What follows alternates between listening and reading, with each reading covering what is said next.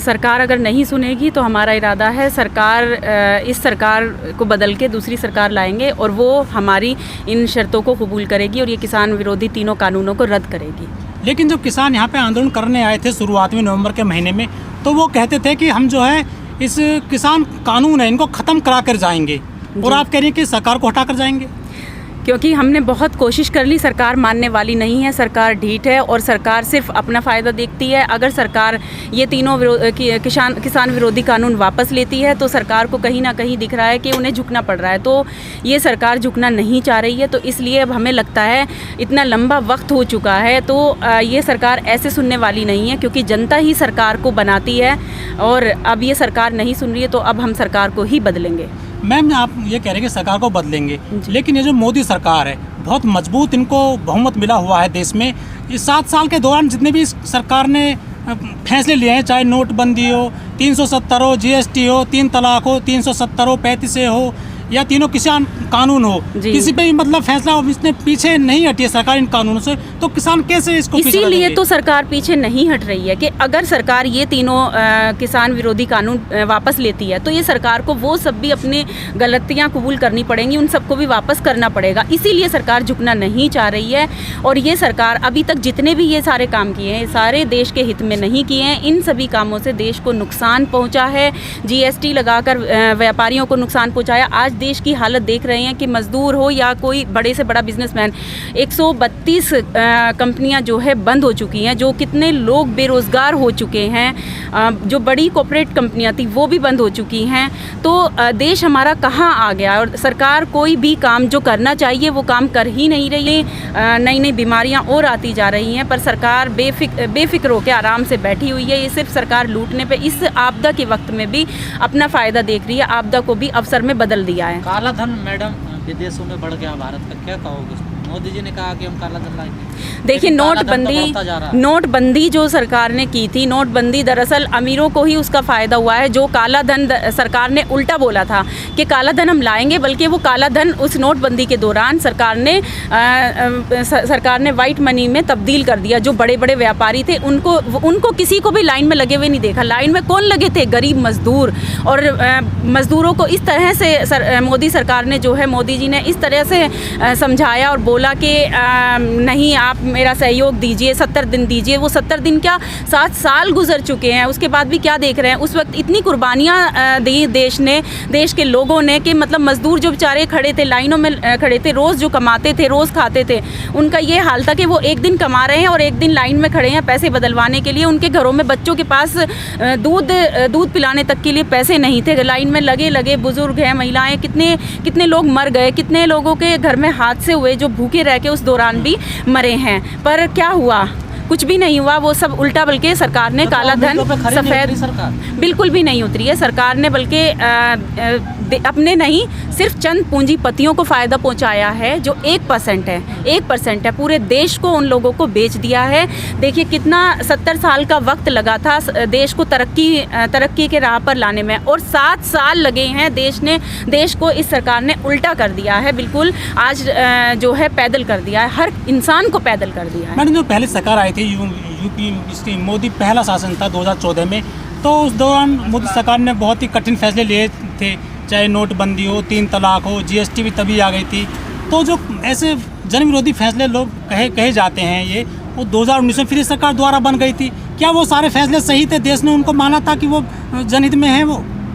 जी नहीं, देखिए ये सिर्फ कुछ लोग ही हैं जो इन लोगों के साथ हैं। अभी अगर ऐसा होता, काफ़ी टाइम तक सरकार ने बेवकूफ़ पब्लिक को बना लिया, देश की आवाम को बना लिया अपनी बातों से, हर तरह से, पर कोई भी इतना बेवकूफ़ नहीं है, सब समझ चुके हैं। तो उसका एक एग्ज़ाम्पल आज बंगाल में हम देख सकते हैं कि बंगाल में फिर से ममता जी आई हैं और BJP को बुरी तरीके से हराया गया है।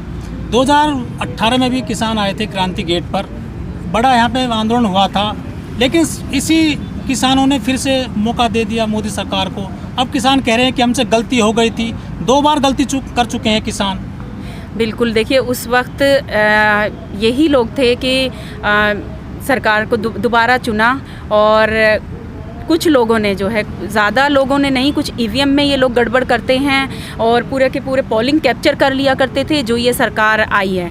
और इसी तरीके से धोखाधड़ी से ये सरकार बार बार बनती गई है, पर अब ऐसा नहीं होगा। लोग अवेयर हो चुके हैं। मैडम, पूरे देश में बेरोजगारी है, जीएसटी जीडीपी बहुत डाउन है, 40 साल के रिकॉर्ड टूट गए हैं बेरोजगारी के, महामारी भी है, लेकिन फिर भी कुछ लोग कहते हैं कि मोदी जी के हाथ में मजबूत है, देश मजबूत हाथों में है, इसके अलावा कोई दूसरा विकल्प नहीं है मोदी के अलावा।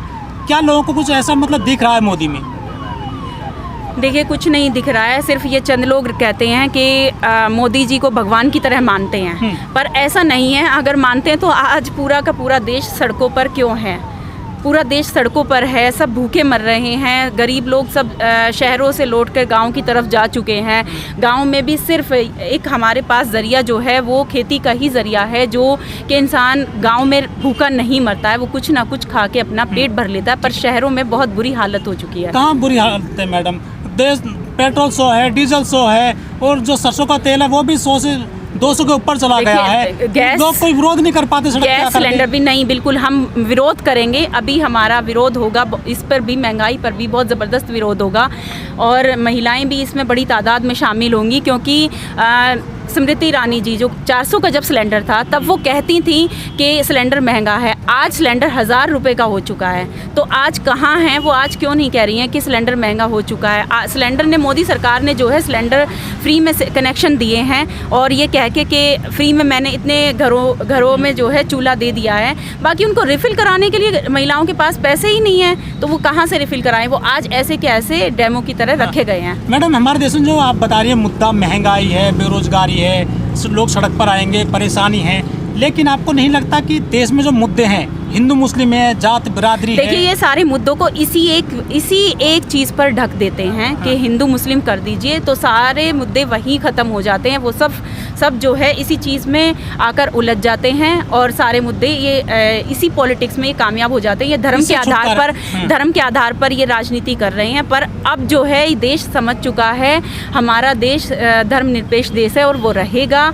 ये जनता समझ चुकी है कि हमें इस तरह से नहीं लड़ना है। पर ये पॉलिटिक्स बार बार की जाती है, चंद लोगों को मोहरा बनाकर, और जो है ये मीडिया पर इस चीज़ को उठाया जाता है। मीडिया जो एक्चुअल में जो मुद्दे हैं, महंगाई का मुद्दा है, पेट्रोल का मुद्दा है, पेट्रोल 100 पर हो चुका है, लोगों ने गाड़ियाँ चलानी छोड़ दी हैं, साइकिल पर दोबारा आ गए हैं, पर मीडिया जो है ये चीज़ें नहीं दिखाती है। सिर्फ एक, अगर किसी की दाढ़ी कट गई है और वो ज़रा सा भी नॉन हिंदू मुस्लिम का जो मुद्दा जहाँ आ गया है, मीडिया 24 घंटे उसी को दिखाती है। टीवी मीडिया, इंटरनेशनल मीडिया हमारी सिर्फ उसी को दिखाती है, क्योंकि वो बिकी हुई है, और सिर्फ ये सोशल मीडिया है जो सच दिखा रही है। और अब सरकार ने इतना दबाव बना दिया है इस चीज़ पर कि अगर ये इन मुद्दों पर किसी को किसी को अगर नाजायज़ सताया जा रहा है और वो कोई उन मुद्दों को उठाता है, तो उसी पर केस लगा देते हैं, और उसी पर झूठे केस लगाकर कि ये लोग फिर आगे उठे ना, दूसरे लोग भी इसी तरीके से डर के आराम से अपने घरों में बैठ जाएं।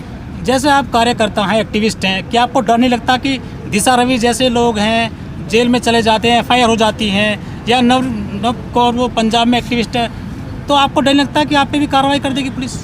नहीं, देखिए हमें डर नहीं लगता। अगर हमें डर लगेगा तो फिर हम घर बैठ जाएंगे, और फिर देश की आवाज़ उठाने वाले लोग ही ख़त्म हो जाएंगे। और हमें पता है कि जब हमारे जैसे ही, जब पुराने वक्त में हमारे जैसे ही लोग रहे हैं, भगत सिंह जैसे और महात्मा गांधी जैसे, उन्हीं लोगों ने आवाज़ उठाई है, और वो हर तरीके से उनको दबाया जाता है, हर तरीके से जो है साम दाम दंड भेद हर तरह से दबाया जाएगा। हर कोशिश की जाएगी कि ये आवाज़ ना उठाएं, पर अगर आवाज़ उठानी बंद हो जाएगी तो इंसाफ की बात कौन करेगा, और फिर तो अत्याचार बढ़ता ही जाएगा।